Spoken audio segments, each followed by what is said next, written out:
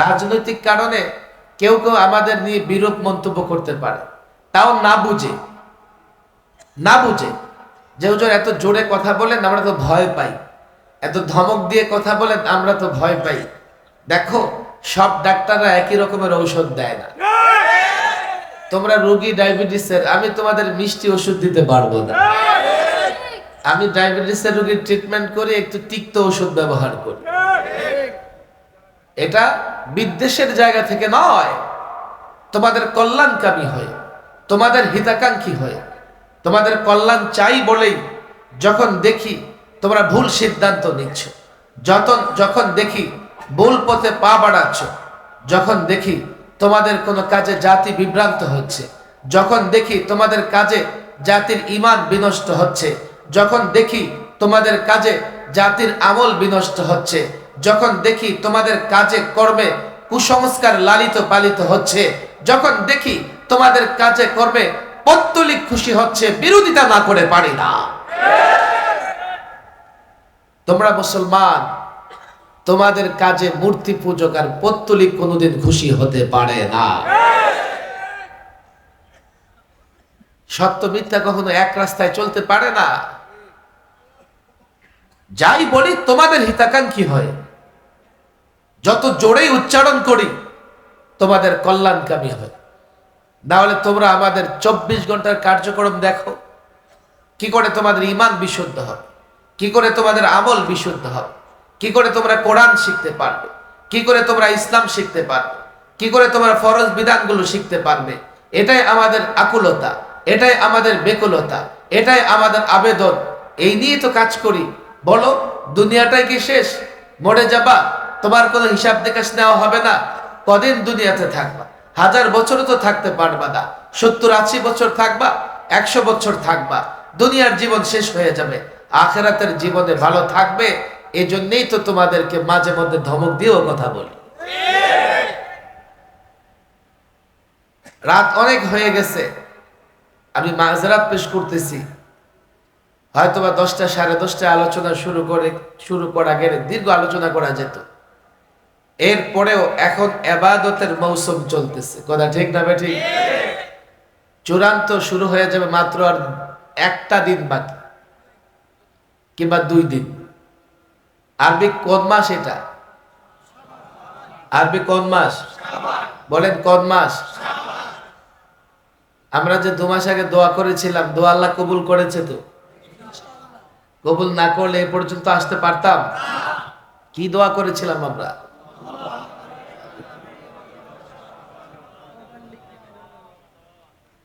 আল্লাহুম্মা বারিক লানা ফি রজব ওয়া শাবান ওয়া বাল্লিগনা রমাদান। দোয়া কবুল করেছেন আল্লাহ।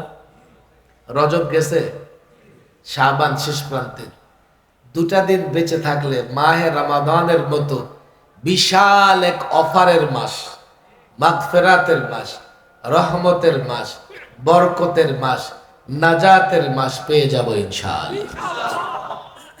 আজকে কত তারিখ যাচ্ছে? শাবানের কত তারিখ? বলেন শাবানের কত তারিখ? বলেন 9 তারিখ। ইংরেজি এত ভূত চাপছে ইংরেজি আমাদের মাথায়। বাংলা মাতৃভাষার পালনের ডেটটাও ইংরেজিতে বলি, কথা ঠিক না বে ঠিক? বলে যে আন্তর্জাতিক, না বললে তোদের হয় না।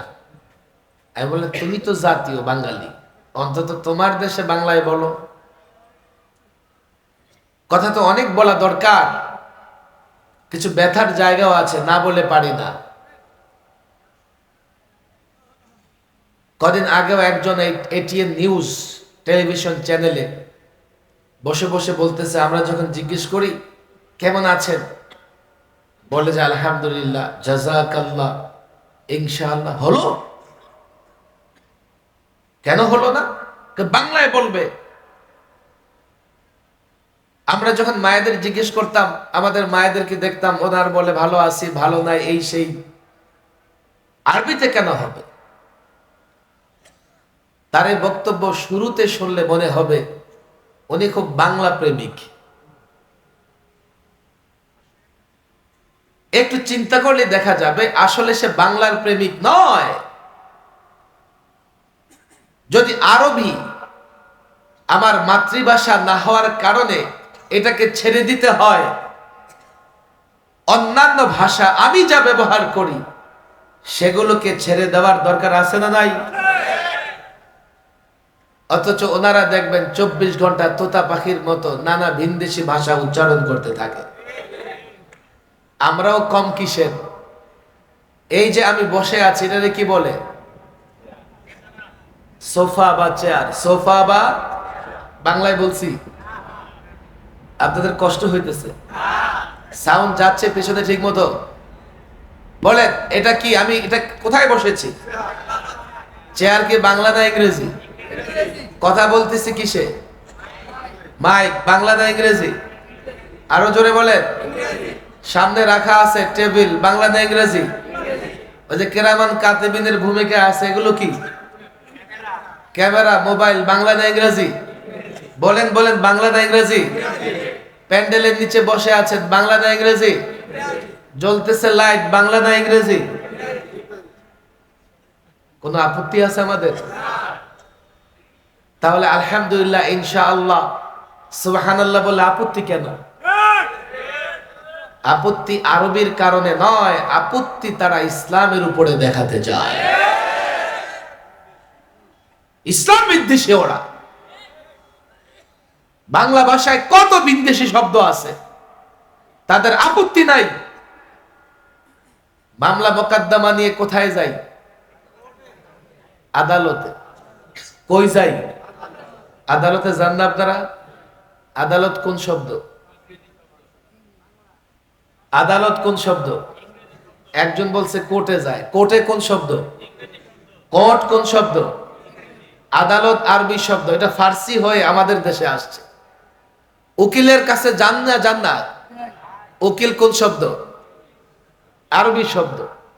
আপনারা জানেন কিনা এই উপমহাদেশের বিশেষ করে দক্ষিণ এশিয়ায় দীর্ঘদিন রাষ্ট্রীয় ভাষা ছিল ফার্সি। আরবি ঢুকেছে ফার্সির মাধ্যমে। উকিল আমরা বলি মক্কেল, আসলে আরবি শব্দটা মুআক্কেল, মুআক্কিলুন। যে উকিল বানায় সে মুআক্কিল। বাংলায় বলি মক্কেল, মক্কেল, মক্কেল আসছে, মক্কেল আসছে। যদিও এখন শব্দটা শুনতে খারাপ শোনায়, আসলে যে ব্যক্তি উকিল ধরে তাকে বলে মক্কেল, আর যাকে উকিল বানায় সে হচ্ছে উকিল। এই শব্দগুলোর ব্যবহার আছে না নাই? হাইকোর্ট বলেন, সুপ্রিম কোর্ট বলেন, এগুলো সব বাংলা। বাংলা। ওদের কোনো আপত্তি আছে? কোন টেলিভিশনে বসে বসে কখনো বলতে শুনছেন হাইকোর্ট কেন বলি? কখনো বলতে শুনেছেন সুপ্রিম কোর্ট কেন বলি, কোর্ট কেন বলি, পুলিশ স্টেশন কেন বলি? কখনো বলতে শুনেছেন? আরবি শব্দ নিয়ে মাথা কামায় কেন? এটা ইসলামের ভাষা, এটা কোরআনের ভাষা। কোরআন বুঝতে হলে আরবি শিখতে হয়, আরবি শিখলে কোরআন বোঝা যায়। কি করে আরবি কোরআনি শিক্ষাকে দূর করা যায়, এটাই তাদের মুখ্য উদ্দেশ্য। অনেক ছাত্র আপনারা এখানে আছেন, ছাত্রের অনেক মর্যাদা আছে। আবার সেই ছাত্র যদি কোরআনের ছাত্র হয়, আল্লাহু আকবার, এই দুনিয়াতে তার চাইতে বেশি বড় মর্যাদার কারো হতে পারে না। আমরা মাদ্রাসার ছাত্রদের বেলায় যে মর্যাদা ফজিলতের কথা বলি, আপনি যেখানে কোরআন শিক্ষার ছাত্র হবেন, দিন শিক্ষার ছাত্র হবেন, আপনার জন্য সে একই ফজিলত, আপনার সে একই মর্যাদা, অস্বীকার করার কোনো সুযোগ নাই। যেহেতু আপনারা দ্বীনের শিক্ষার্থী, কিছু কমন কথা আমি বলি। ওদের যতই জ্বলক, ওদের জ্বলবে আমি জানি। আমি তো অবাক হয়েছি, সামাজিক যোগাযোগ মাধ্যমে একটা ভিডিও ভাইরাল, মক্তব হেফজখানা, তাও গ্রামের হবে, শহরের হবে না, টিনের ঘর। কয়েকটা বাচ্চা হঠাৎ করে দেখে যে বলে, কিরে জ্বলে? বলে কি জ্বলে মানে? একটু পরে একটা মুখ বের করে বলে, কিরে নোমান জ্বলে? আমি অবাক হলাম, নোমানটাকে? তখনই আমি এটা সামনে নিয়ে আসলাম যে নোমানটাকে। আমরা এগুলো উচ্চারণ করলে ওদের জলে, আমরা এত বেশি উচ্চারণ করব যাতে ওরা জলে পড়ে ছাই হয়ে যায়। তোমরা ওয়েলকাম বলতে পারো, আর আমি আসসালামু আলাইকুম বলতে পারবো না কেন? আমাকে বলো ওয়েলকাম। কেউ আসছে, বললাম ওয়েলকাম।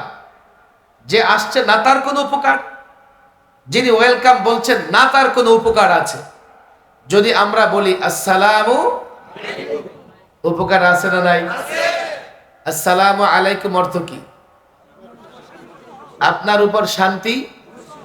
তাহলে এই দোয়া যে করে, যিনি দোয়া করলেন তিনি তার কল্যাণকামী। কথা ঠিক না বেঠি? ওই গন্ড মূর্খেরা এগুলো কোথায় বুঝবে? পশ্চিমারা ওদের ব্রেন ওয়াশ করে মুখে হাড্ডি দিয়ে বাংলাদেশের মতো এই রাষ্ট্রগুলোতে ছেড়ে দিয়েছে। মুখে পশ্চিমাদের হাড্ডি আর ব্রেনের রিমোট কন্ট্রোল পশ্চিমাদের হাতে। মুসলমানরা তাদের কৃষ্টি, কালচার, তাহজিব, তামাদ্দুন পালন করবে। তোদের খারাপ লাগতে পারে, মুখ বন্ধ করে থাকবি। 90% মুসলমান যা বিশ্বাস করে, 90% মুসলমানরা যা পালন করে, তা নিয়ে কটূক্তি কটাক্ষ করবার আগে তোমার চিন্তা করবার দরকার ছিল, আমি যদি মুসলমানদের কৃষ্টি কালচার নিয়ে কটাক্ষ করি, কটূক্তি করি, হতে পারে উন্মুক্ত জায়গায় শ্বাস গ্রহণ করতে পারবো না। হতে পারে এই বৃক্ষ তরুলতা থেকে অক্সিজেন গ্রহণ করতে পারবো না। হতে পারে তার জন্য এই জমিন এতটাই উত্তপ্ত হবে, তাসলিমা নাসরিন দেশ ছেড়েছে, সেও দেশ ছাড়তে বাধ্য হবে। খবরদার, মুসলমানরা যা বিশ্বাস করে তা নিয়ে তুমি কটূক্তি করো, এটা বরদাস্ত করা হবে না। তোমাকে কে অধিকার দিয়েছে? কে এই অধিকার দিয়েছে তোমাকে? মুসলমানরা যা বিশ্বাস করে তার বিরুদ্ধে তুমি কথা বলবে? প্রতিবাদ দুই রকমের হয়ে থাকে। চূড়ান্ত প্রতিবাদ হচ্ছে এতবার সালাম দেব এখন থেকে যাতে তার মতো প্রত্যেকটা নাস্তিকের কলিজা পড়ে ধোঁয়া বের হয়।